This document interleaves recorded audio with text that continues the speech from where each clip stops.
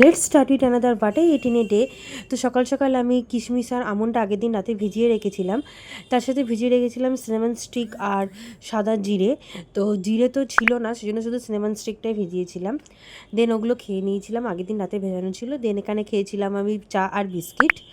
আর তারপরে খেয়েছিলাম আগের দিনের রাতের আলু পেঁপের তরকারি আর দুটো রুটি। তো ব্রেকফাস্টে রুটি তরকারি খাই ভালো, ওটসটা অতটা মানে প্লেন ওটসটা ভালো না, মশলা ওটসটা ঠিক আছে। তো তারপরে খেয়েছিলাম বেলায় একটা গোটা ডিম, একটা গোটা ডিমের সাদা অংশ আর কালো জাম।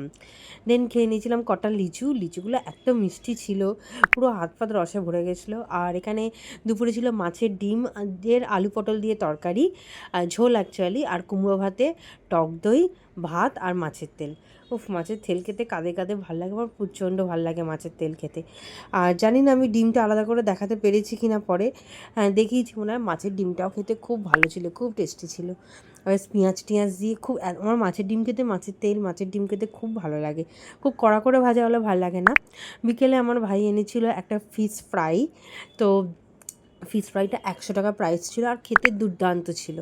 আর রাত্রিবেলা খেলাম একটা গোটা আম। তো আমি আম খেতে খুব ভালোবাসি, তার সাথে দুটো রুটি আর ছোলার ডাল। আর রাত্রিরে শেষ করলাম গরম গরম দুধ দিয়ে।